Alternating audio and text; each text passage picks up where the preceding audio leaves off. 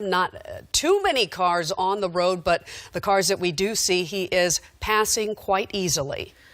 Again, if you're just now joining, this all started around 10:30 this morning in San Bernardino North, near towards the Barstow Sheriff Station. That's who originally responded to this call. We've been watching just one driver. It appears to be inside, a man with a short sleeve white T-shirt, as we zoom in again. And what's just bizarre is, one, this is a semi-truck that's involved in a high-speed chase, speeds reaching 70 miles per hour. Two, he's been able to communicate with CHP, and we are just assuming right now that it's likely over the radio that is often found inside these vehicles, saying, one, I don't want to go back to jail, according to our sources, which means he has some sort of criminal past, and two, he's told officers, I don't have any weapons inside. So at least from their standpoint, they've been backing off a little bit. Yeah, basically the company does transport hazardous materials, electronic waste, and sometimes radioactive waste. So, and with everything being said, you've got to take that into account, where you don't want to force him to go at a very high rate of speed, lose control, and then cause a hazmat type of incident. Is there a way to look at this semi, the way it's driving, and to figure out if it is empty or not? The only way to know that is to contact the company and find out what the trailer was hauling. But it looks like it was intact with the trailer and the cab, so it may be a full laden vehicle or it may be an empty vehicle, but the way it looks like it's driving, it looks like it does have some cargo. Oh, man. And Bruce, but you've also been able to watch it this way, that this truck has been moving, and it's your belief that this driver has some experience behind the wheel of a semi? Officer Alvarez? Yes. Oh, yes, we have you online. So we are watching the situation take over with this semi-truck. Now, what do you do in this case? What's the best tactic, safest tactic for this situation right now? Well, we hope that the safest resolution would be that the gentleman pulled over and, hopefully does not have any weapons and just surrenders on his own. It's what we'd like for him to do. Well, tell us what you know about this driver. We understand there's been some communication with a relative.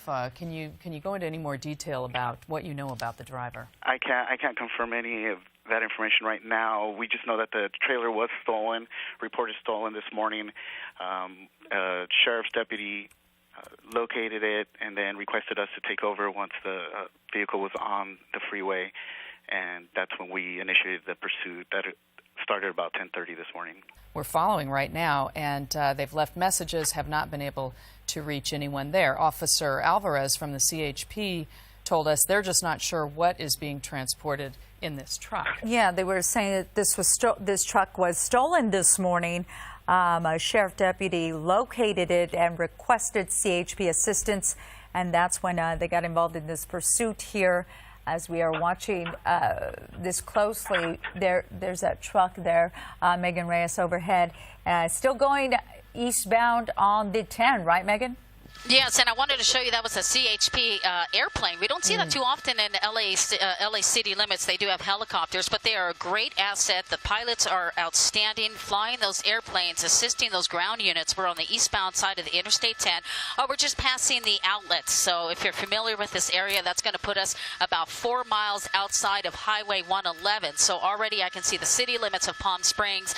No doubt Palm Springs may already be aware. Listen, there might be a pursuit coming into your jurisdiction. Cap is on right now, passing Morongo Trail. For many of our viewers, this is where they get off to go to the outlet stores here. The Morongo Casino is right here, that big 20-plus story tall hotel that you pass on the 10 freeway. This is also the part of the desert where you have the two dinosaurs. You have the Brontosaurus and the Tyrannosaurus Rex that are big tourist attractions here.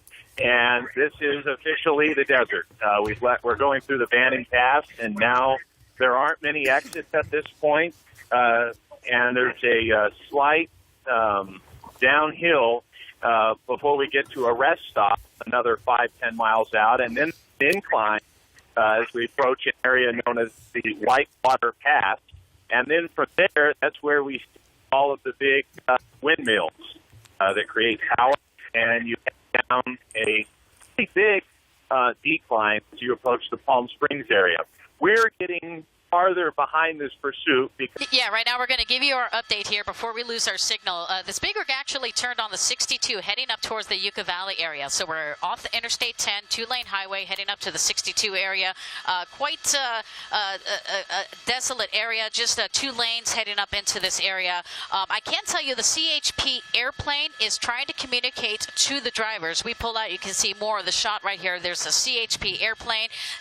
Right there, this guy is trying to communicate via two-way to the driver, telling them to pull over, but so far no response. That CHP airplane right there is calling down the position to those units there. These are CHP officers out of the Indio office. So this big rig off Interstate 10 heading up to the 62 now, up toward Yucca Valley, and we're going to have a pretty steep incline here coming up shortly. We may be in and out of our signals depending on the altitude for News Chopper 4, but we are following this pursuit, and so far we haven't seen any accidents or any high speeds, going about 60 to 75 miles per hour, but I imagine those speeds are going to definitely decrease as we have a steep incline coming up here shortly.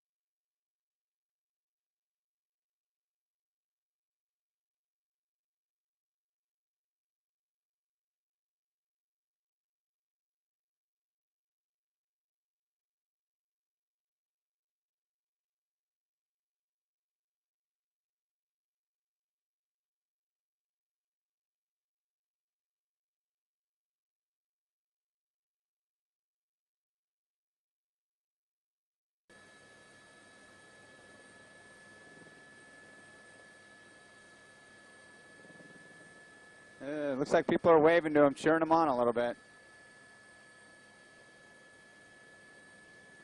He's making a move here. Let's see what he's going to do. Making a left turn or a U-turn. Looks like he's going to make a U-turn. Deciding to go back westbound now on Highway 62. Let's see what he does here. He's going to continue on. That's what it appears. So he is now going to backtrack. There's more people and kind of back off. Not really a wise idea to do during a pursuit, even though this one, although big rig, rather benign, you know, in terms of what we've been hearing. The driver's been communicating with officers, and what we've seen, just not this real intense type of situation that we've seen with so many high-speed pursuits. It's been at the speed limit. We haven't seen this big rig drive much faster than maybe 60, 65 miles an hour down an open stretch of freeway here.